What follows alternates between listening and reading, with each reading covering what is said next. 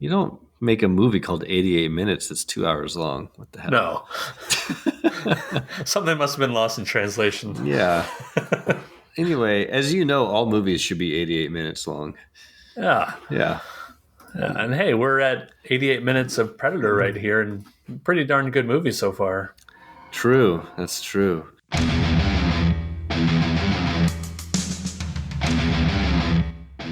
Welcome to Predator Minute, the podcast that breaks down the 1987 action sci-fi classic Predator 1 minute at a time. I'm John Zabriskie.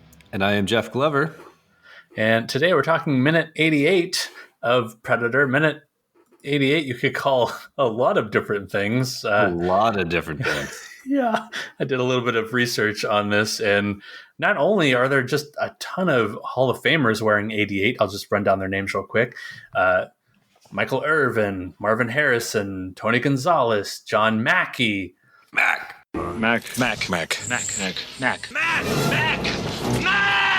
Thank you. Alan Page, Clarence Ace Parker, Charlie Sanders, Len Swan, Mac Speedy. Mac. Seriously, that's a guy's name, Mac Speedy. What a name. Great name. I had to throw one more I'll throw in as number 88, not in the Hall, surprisingly not in the Hall of Fame. Dick Witcher. Dick Witcher? Dick Witcher. Sounds like an accountant from the 60s. Sure. Moonlighting as a film star in Wow. some independent films. That's a lot of really good 88s. Yeah, so many 88s. Were those just Hall of Famers that you listed off? Except for Dick Witcher. Except for Dick Witcher.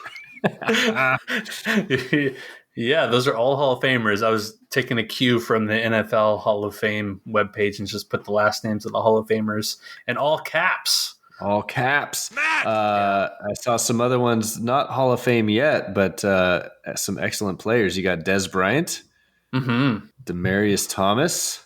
Mm-hmm. Did you say Tony Gonzalez?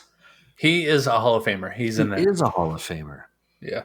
Wow. I think he wore 88. I don't think it was his primary number, though. I think he was 81 his primary number? Because I feel like I've said his name before, but he's worn a couple different numbers. I feel like it wasn't that long ago that he was playing, and he's already in the Hall of Fame. Yeah. Yeah. He was good. Gave him the Jordan treatment, like, we know you're a Hall of Famer. Right. Just do it. Just do it now. Do it now. Come on. Come on. It's right there. We need the Hall of Fame. Should we talk about Predator? Yeah, let's talk about Predator. Minute 88 of Predator opens with the camouflaged Predator leaping onto a branch, and it ends with the camouflage Predator crawling down the tree. Camouflage. Camouflage. We are going to break this minute into two parts. The first part will cover the first 39 seconds of this minute. We carry over from last minute. We see and hear the cloaked Predator leap from the top of the screen and land on a tree branch. Then the Predator leaps from that branch and disappears out of the bottom of the frame. We cut back to Dutch, who's hugging the tree, the same tree that he climbed up in the last minute. And he's looking straight ahead for the Predator. And while he's looking around, we see the cloaked Predator slowly crawl up on a branch behind him. Then we and Dutch, we hear the Predator's clicks and kind of low growl. And Dutch realizes the Predator is there and just kind of slowly looks behind him as the Predator is cloaked. As the Predator's cloaked form kind of gives us a distorted look at Dutch's face and body. Just bodies. Just bodies. Just bodies. Yeah, so the confrontation begins here, and already things are not going as Dutch planned. He set this trap, he lit a fire, he climbed up in the tree, and instead of the Predator taking the bait and coming after that fire, the Predator is right up in the trees with him. Yeah, what's the deal there? How do you think something that coincidental happens? I mean, are we just rolling the dice and it's coming up 88s for the Predator? Like, he's that close, he could touch him if he just reached out. Yeah, it's it's movie magic perhaps, but I think here it's probably just a combination of coincidence Hmm. and the predator just coming in at an angle that Dutch didn't think he would, and he is kind of he must have seen, or he must have heard Dutch's yell. He must have seen this fire going on, and he's still kind of coming into this area where the fire is, but he's just maybe taking a path that Dutch hadn't considered, coming down through these trees right behind him. Yeah, maybe Dutch just picked too good of a location in which to hide. Like, oh, this is like the best location where you can see everything, and the predator sees this tree and says, "That's like the perfect place where you can see everything." Love Right. it. Right. But regardless, this is a very fun way to begin our confrontation between these two, because Hmm. right away things are not going as planned.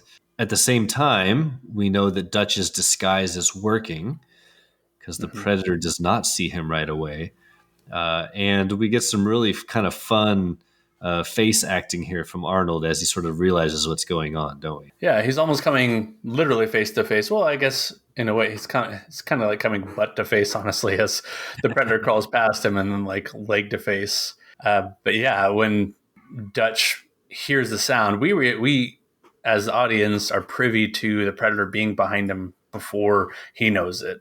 It's a couple minutes or a couple minutes. It's a couple seconds later that we hear the clicking, which means Dutch hears the clicking too, and all of a sudden his eyes go wide and he's like desperately trying to see behind him without moving. He's kind of making that Yeah. face. He's like looking over as hard as he can without moving. Yeah, and his face and hair and body being covered in mud really makes his eyes kind of pop out on the screen.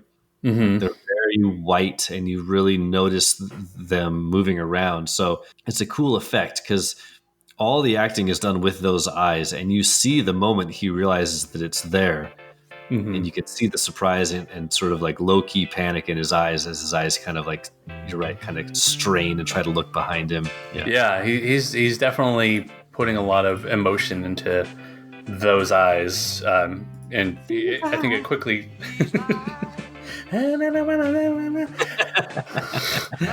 And you can tell the gears are turning too. So he's doing a lot of emotions here. He's doing the scared, but then he's also doing the remembering his training, remembering that he has a plan that we'll see in the next section here. This is kind of a theme in this movie, right? Where McTiernan likes to try to keep the audience a step ahead of our characters sometimes. Mm-hmm. Right. No, in the whole, build up to this, the whole way through the jungle trek, we kind of are a step ahead of our characters because we are given information about the predator. We're allowed to see the predator. We see the cloaked predator before any of the characters do.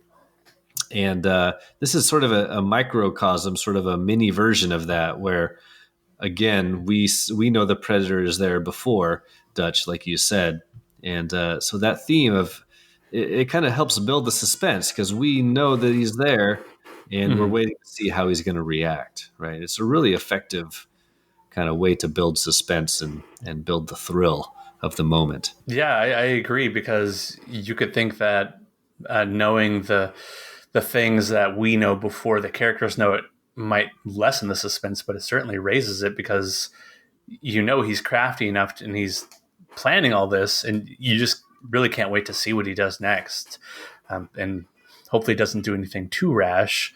Yeah. But the predator is constantly catching people unawares this whole movie, and Dutch is no different, as prepared as he is. Like his hunter is literally right behind him. All right. Other things to add on this section here?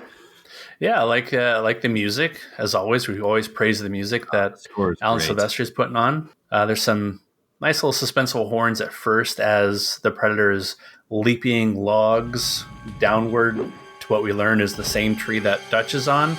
But then it goes silent as Dutch is just watching and waiting. And then once he hears the clicks, and we hear the clicks, we realize the predator is right there.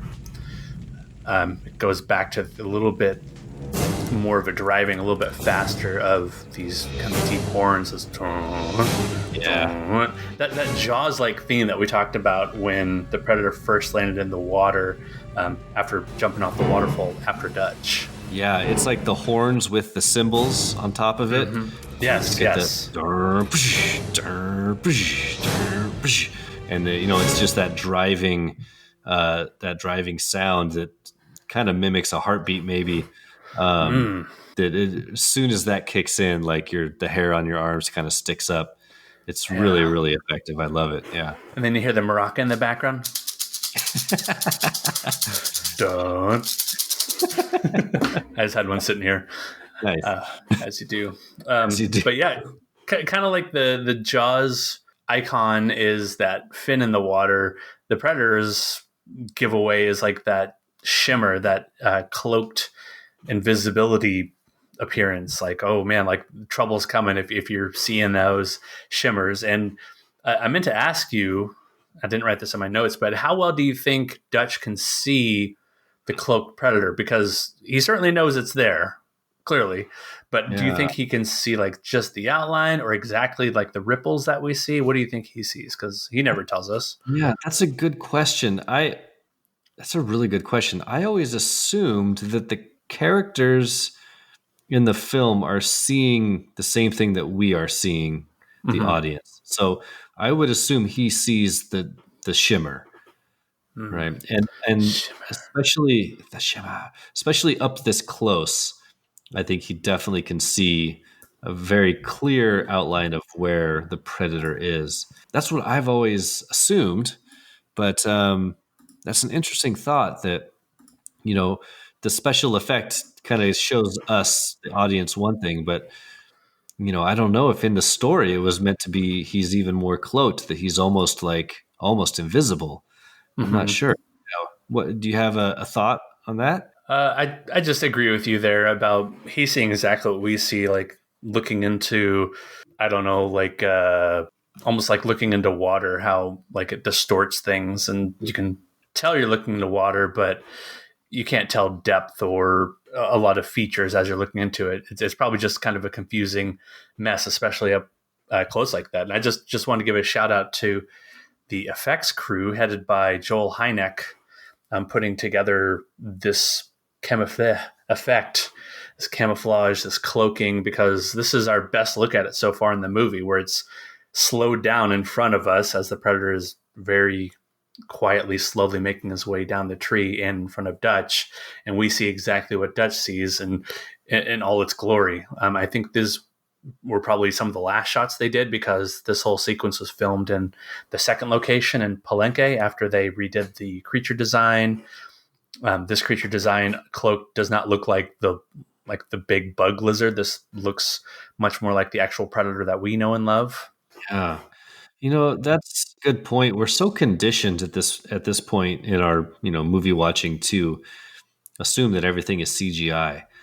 And like this effect is so good, it almost looks like a kind of a rudimentary CGI. Right. And I'm watching this just casually, like my brain just sort of accepts that as, oh, that's just a computer effect. But even these up close shots, these really close ups, they had to do that practically. And you're right, it is super impressive, and they really earned. I mean, they were nominated for Academy Award, right, for effects. Yes, and they lost to Inner Space. Right. And but you can see here, like they earned it. The effects are fantastic. Yeah, it is just, it's mesmerizing to look at. I just really like this effect, and it's the first time you see the camouflage in front of somebody. Before it's been in front of like the trees or the sky or just foliage, but here we have him going in front of our main character, Dutch. Yeah. And it's really effective.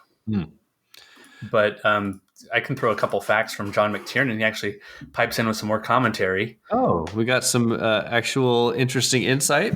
Yeah, he says that the predator jumping around on the branches in the beginning of this minute, and then I'm assuming crawling down this tree. There's nobody actually there when that's happening. This is a gymnast in Los Angeles swinging around some gymnasium in a red suit that they're filming, and they're somehow superimposing that into here using that concentric circle effect. At least they're using the concentric circle effect when he's passing in front of Dutch. When he's jumping through the trees in the very first part, that is not the concentric circle. That's more like, I don't know how you describe it. Looks like a hole in the jungle. And McTiernan goes on to talk about giving Joel Hynek credit, but then he says the special effects team thought the something camouflage didn't look good, that it looked like a cutout in the film. But I listened to that clip over and over again of John McTiernan talking. I could not understand what camouflage he's saying doesn't look good. And maybe they were talking about like a first time, or the first time through trying to put that together and didn't look good. But to me, I mean, this looks excellent. It's iconic imagery of the Predator, and just kind of like nightmare fuel, like being out in the woods and hopefully not seeing a shimmer, kind of like being in the ocean and not seeing a fin. It really is impressive. Like when you think about the Predator, you think about this movie, you think about that shimmer, you think about that really cool sort of outlined shape effect. Yeah, even at the very beginning of this minute when he's dropping down through those branches from one branch to the next, like it looks really, really good. And so, yeah, the effects continue to impress for sure. And if you pause it at different parts, at the beginning of the minute, like you can't even see the Predator, the cloaked Predator.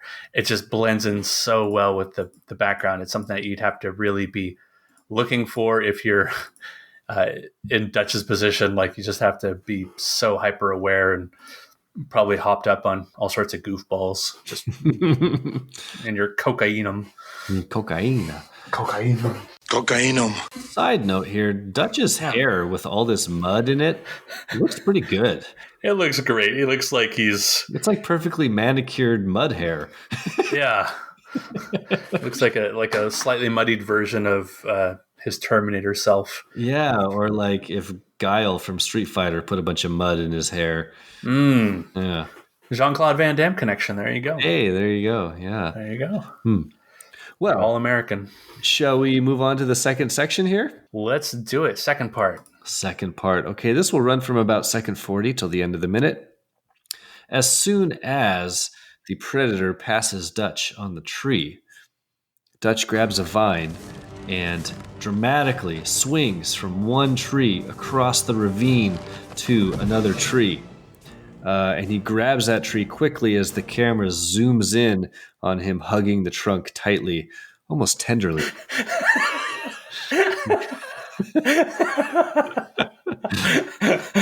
Oh, baby. Oh, tender.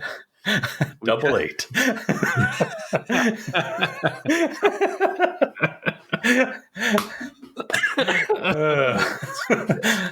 Okay. All right. So then we cut to the Predator. We cut to the Predator vision scanning the trees for Dutch, only to see the cool blue and black of the jungle. Dutch is nowhere to be seen through the eyes of the Predator. And we cut back to the Predator, who continues to move down the tree. And end of minute. This is great. I love this vine swing from one tree to the next. And I love how the choice in the camera placement here. The camera is below Dutch as he jumps from the tree holding the vine. The camera's below. We see him swing across the frame. And then the camera, as he swings up towards the next tree, the camera sort of swings with him, where it's like zooming with him. And then right as Dutch grabs the trunk, the camera continues to zoom and zooms almost quicker right up into his torso, where we see him hug the tree. And that, just the way that sequence does, you just feel the swing of the vine. It feels like you're on that vine with Dutch as you swing up and then grab that tree. And I love how still he gets right as he grabs the trunk. Yeah, that's a good point about noting the camera work, because if this is like a static camera, it's not nearly as exciting, and it's probably an easier shot to pull off. But to be able to move the camera just the right distance, and I'm with you. I really like that push-in shot following him, grabbing that tree. It's almost like the Predator vision following him. It's almost like having a pursuer right after him. But then you learn, no, the predator didn't see him. The predator was super slow to react to those vine sounds. And luckily for Dutch, he didn't do the thing that we would all do, honestly. Like, we'd all be like, yeah, Right. doing the Tarzan. Oh. But you can sense the urgency and the panic here as he grabs the trunk. He just grabs it and immediately becomes so still. Mm-hmm. And that's emulated with the camera as the camera zooms, and it zooms up quick. And then right as Dutch kind of really grips the trunk, the camera just stops right with him. And so It's like base. It's like safe. yeah, exactly. Like we stop Safe. and Dutch stops moving and he just hugs that tree, and even his eyes don't move. He's just staring straight ahead. Yeah, he even unwraps is that a word? Unwraps. He even wraps up the vine in his arm as he grabs that tree, like to make sure that that vine is not swinging back and predator's not seeing it. Yeah, so that doesn't even move either. Everything just becomes still. Yeah, and at that point, I love the eye acting again. He's not looking back at the predator at all. He's just simply like, even holding his eyeballs still. Like, I'm not even going to move my eyeballs. Right. Just in case they give me away. I love that. So then when we cut from there back to the predator's vision, the predator kind of scans across the jungle. And of course, he's covered in that mud. So predator does not see him. But he couldn't see me. We can see him if we're taking our time and looking closely, can't we? Yeah, you're going to miss this if you're watching this just one time through, not looking for those things. And I feel like the same thing happened last time when he was first covered in the mud and the predator was looking for him, that I didn't see him. I'm sure the first dozen or so times I watched this. Mm-hmm. Same, even just watching this minute, I was thinking, like, he's not even in this, like, he's probably not there. But then I paused it and like outlined him and put him in there in the notes so you could see. Yeah, I saw that. But what's really neat about that is it doesn't linger on that at all. Like, the camera is panning from right to left, and that image is on screen of Dutch hugging the tree, clearly in the blue and the black. But it pans by that, and you're just looking at a blank space. Like, that's not on in the frame for more than a second or two. Yeah, and it really is supposed to illustrate just how easily the predator can scan across the jungle canopy and miss him. Because, I had to pause the video and look and be like, oh yeah, there it is. Yeah. But with the scan, it just, you can go right by it. Just looks like a tree trunk. Mm-hmm. Yeah. So big kudos to McTiernan and the FX team for keeping that in there, because it's right, like a movie in the 80s. You're probably not thinking a lot of people are just going to watch this over and over and really try to find where you can see the predator, or where you can see his prey and his vision. Yeah. But if you watch closely enough, it's there. But I think it's just incredible attention to detail. Yeah, it's really cool. I really like that they left that in for the fans of this movie to kind of discover, like a little Easter egg. It's cool. Mm-hmm. Yeah. Again, the score here is perfect.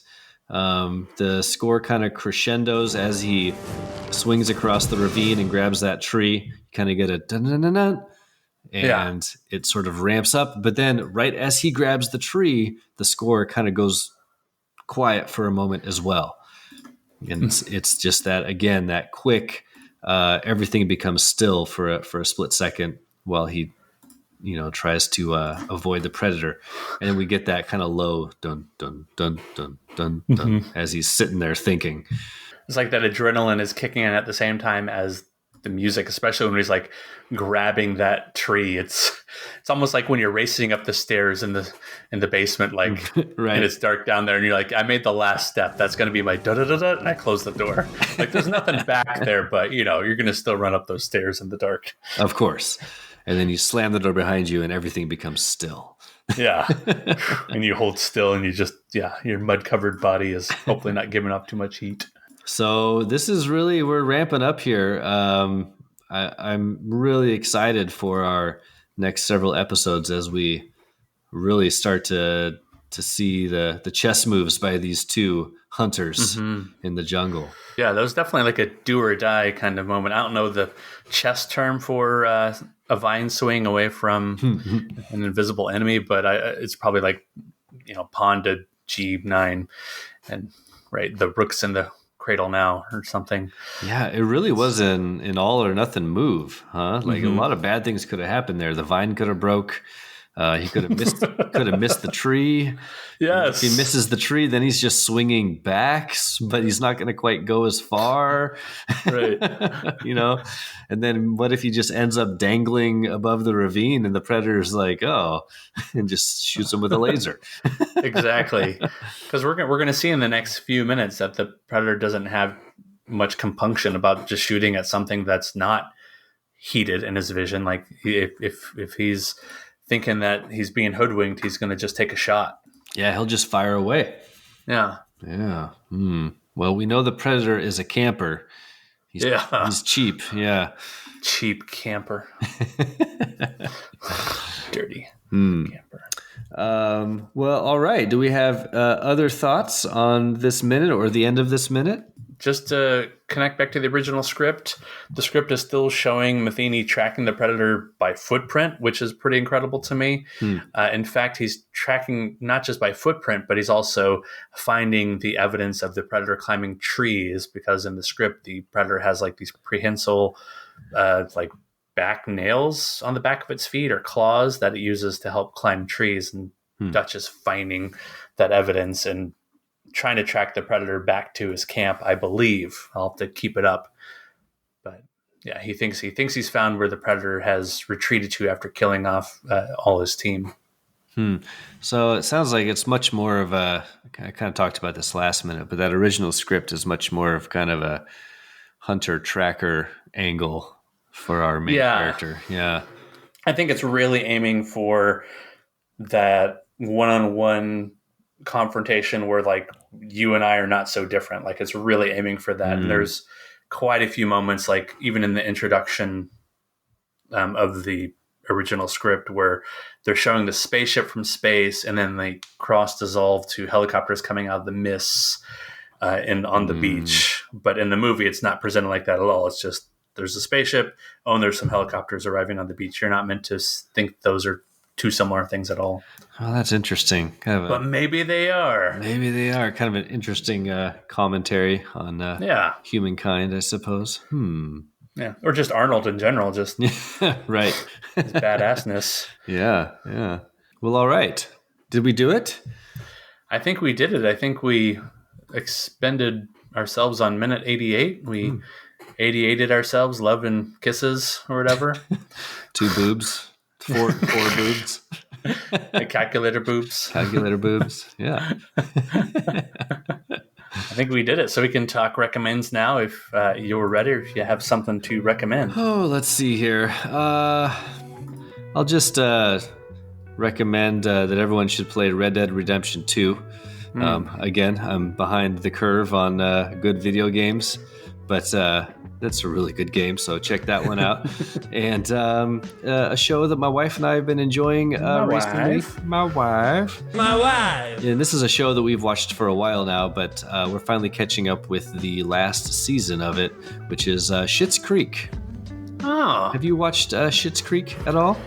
I think I watched the first episode a long time ago, and I just... Yeah. I hear people over and over again recommend it, though, so I'll have to check it out. Yeah, you kind of got to get through the first few episodes. They kind of like establish the characters and sort of get their footing as to what the show's going to be like. But by the second season, it really gets rolling, and it's just a really funny, like wholesome, well, mostly wholesome show that just... it's just good old-fashioned fun, I guess. The characters are funny, the storylines are kind of simple, and they can be a little cheesy sometimes, but what really makes it is Dan Levy, which is Eugene Levy's son, is one of the main characters, and the woman that plays his sister's name is Alexis, and I can't remember the actress's name. She is hilarious as well, and the two of them playing brother sister alongside each other is really the best part of the show. And yeah, I can't recommend it enough. It's just good. Each show's like 24 minutes, and so it's just good, easy television. Schitt's Creek. If you haven't started watching it now, they're all on Netflix, I think, except for the last season. Oh, okay. Are they officially done now, or are they still going? Yeah, this last season that we're watching right now is, I believe, the very last season. Yeah. Okay. Yeah. Oh, it has Catherine O'Hara. Oh, I love Catherine O'Hara. Yeah, Catherine O'Hara's in it. She plays her and Eugene Levy are married couple. The premise of the show is that this very wealthy, rich family, their empire basically goes under, and they are forced to move to this tiny town that's called Schitt's Creek. And it's just the story of them sort of rebuilding their life. They live in a motel, it just kind of goes from there. Yeah, it's pretty great.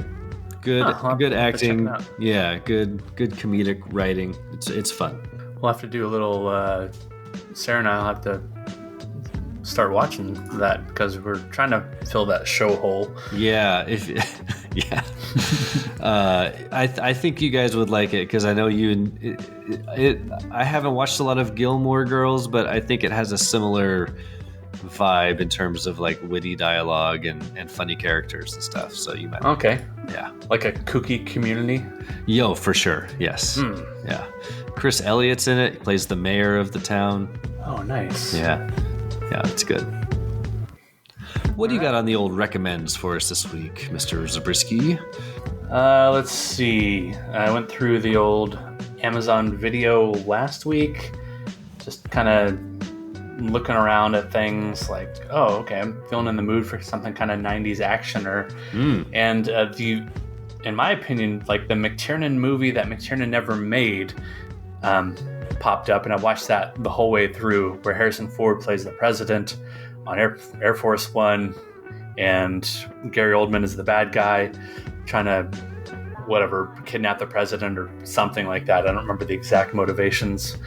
But yeah, Air Force One, it just felt like so McTiernan. It felt so like the way things are shot and the way action is done with like the camera always moving and just good kinetic energy throughout, good performances throughout. So yeah, I highly recommend for the 1997 film Air Force One. Air Force One. Yeah, basically Harrison Ford essentially is Jack Ryan on a plane, or the president in a Die Hard situation on a plane. It's not a Jack Ryan film, and it's not a McTiernan film, but to me, it just like felt just like natural family to a movie like Predator. For sure. I haven't seen Air Force One. Whoa! I haven't seen it since the 90s. Who am I talking to? Yeah, right. I'm pretty sure I probably rented it a couple times in the late 90s. I remember enjoying it, but I've never revisited it since. So that I can totally see that era of like Harrison Ford action movie. You're right, just fits right in the McTiernan canon. Yeah, so I strong recommend just give that a watch or put that on the background or something like that. Nice. It won't be on the background for long. It'll be in the foreground. Right. You'll put it up on their big screen. I know your movie theater system. It's a good one for that because it's just so well done, so well put together. Nice. Yeah. All right. So speaking of put together, Jeff, where can people find you? That's become my new favorite part of the show. The segue. The segue to my Twitter handle. You can find me on Twitter. I am Carl_Hungus314. Jeff Glover on Twitter. Come follow me there. My name is Carl. Ich bin expert. All right. Well, you can find all things Predator Minute on Twitter at Predator Minute. You can email the show, predatorminute@gmail.com, or you can join our ever-growing and ever-tender group on Facebook, the Predator Minute Listeners Palapa. Target the center of the palapa. Target the center of the palapa. Last recording, you said it perfectly, and I put Carl Weathers' voice over yours, and it like matched up really well. Target the center of the palapa. Wow. Well done. Nice. Good work. Awesome. Alrighty, so target the center of the palapa. Target the center of the palapa. For all things Predator Minute 88, Love and Kisses, I'm John Zabriskie. And I'm Jeff Glover. Boobs. And until next time... Stick around. Stick around. Oh, did I step on you? That were you saying there? Something at the end? Oh no, I just threw in a boobs. Just 80085 all right. So stick around and Stick around. boobs. Motorboat. Motor. A couple other little tidbits about the number 88. It's used for shorthand in amateur or ham radio to mean love and kisses. Oh, do you have any idea why? I don't know. I don't know because it's not X's and O's. I don't know. Well, 2 8s do look like 2 pairs of boobs, so maybe that's it. That's probably why. That's it. Lots of love and kisses there. It's way more intimate than the call sign 73, which in ham radio means best regards. And I mean, like, don't even ask what number 11 means. Just. Well, now I'm curious. I made that up, but I think 11 is like, I'd have to imagine it looks like double middle fingers to me. But, you know. Right. Going back on the pairs of boobs, I just want to make sure everyone out there knows that as a high school teacher, I can tell you that there are still kids that type 80085 on their calculator and hold it up to their friends and laugh hysterically. So, oh, definitely. That's still happening, everybody. So, hey, just don't worry. This happens in social studies also. Yeah. I'm like secretly proud, but like I have to give off the air of authority. Like, no, let me see that calculator. Right. And then there's always the kid that realizes you can do 8008 1 3 5. Is that right? But you have to do that backwards for that to. Right. You have to do it backwards. Right. Upside down. Yeah. That's advanced algebra. That's for the advanced student.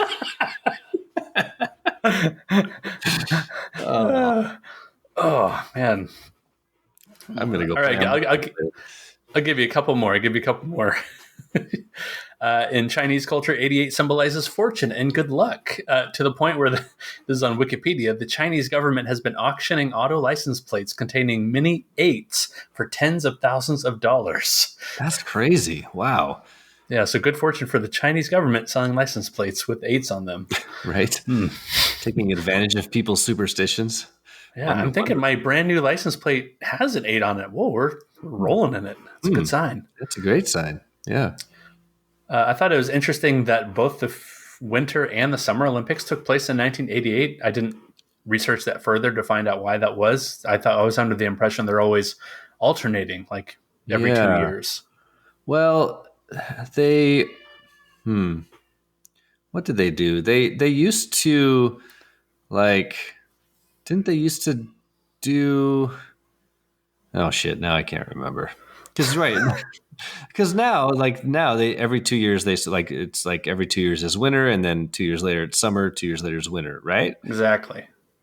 So what did they used to do before that? Did they? Oh, I don't know.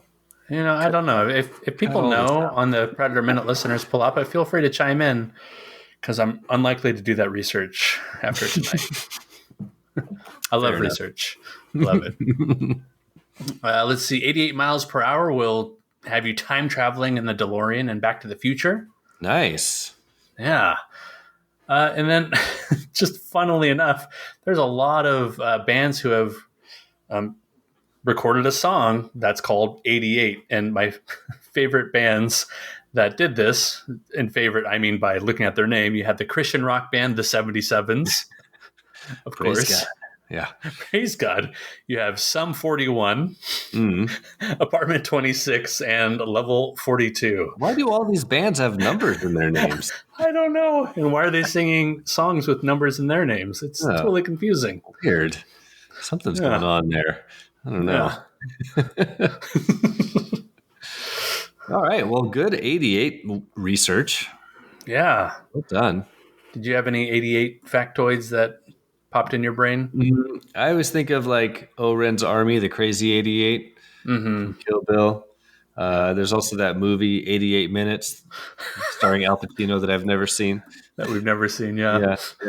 You know, That's all I got, I think. Okay. Yeah. 11 times 8. That's cool. Yeah, that's pretty cool. Yeah.